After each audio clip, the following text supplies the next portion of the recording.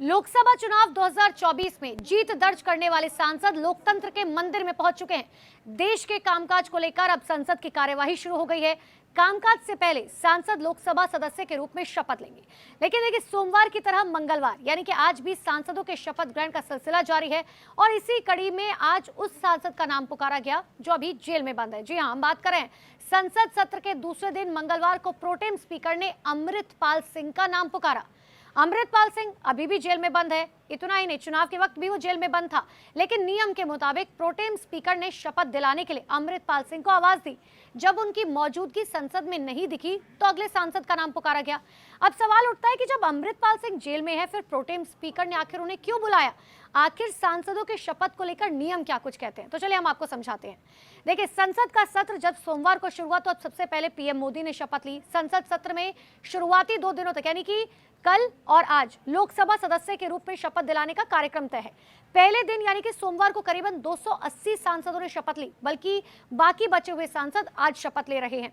अब सवाल उठता है कि क्या सांसदों के शपथों के भी नियम है? क्या कोई भी सांसद किसी भी वक्त शपथ ले सकता है? क्या सत्ता पक्ष का सांसद पहले और विपक्ष का सांसद बाद में शपथ लेगा?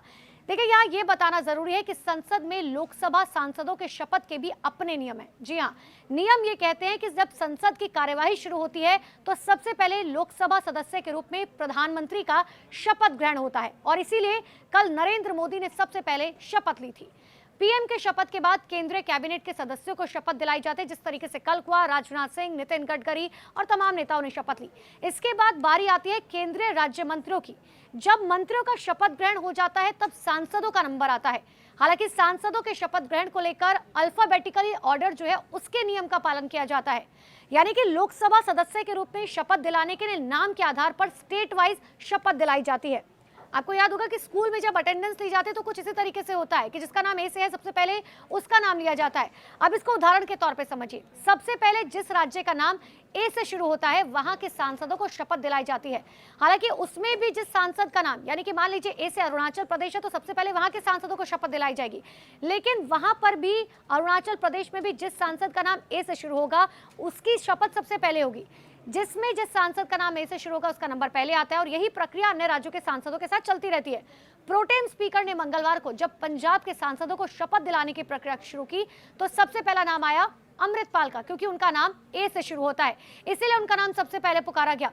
अमृतपाल के बाद चरणजीत सिंह चन्नी का नाम पुकारा गया और ऐसा इसीलिए किया गया क्योंकि अमृतपाल के ए के बाद चरणजीत का सी आता है और यही वजह है कि पहले दिन राहुल गांधी ने शपथ नहीं ली।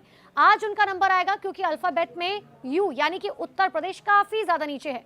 जब यूपी की बारी आएगी तो सबसे पहले ए नाम से शुरू होने वाले सांसद शपथ लेंगे। हालांकि कभी कभी इसको लेकर काफी अपवाद होते रहे, विवाद होते रहे हैं, लेकिन सिस्टमैटिकली तरीके से नियम यही बनाया गया है कि शहर के हिसाब से और अल्फाबेटिकल ऑर्डर के हिसाब से ही सांसदों की शपथ दिलाई जाती है।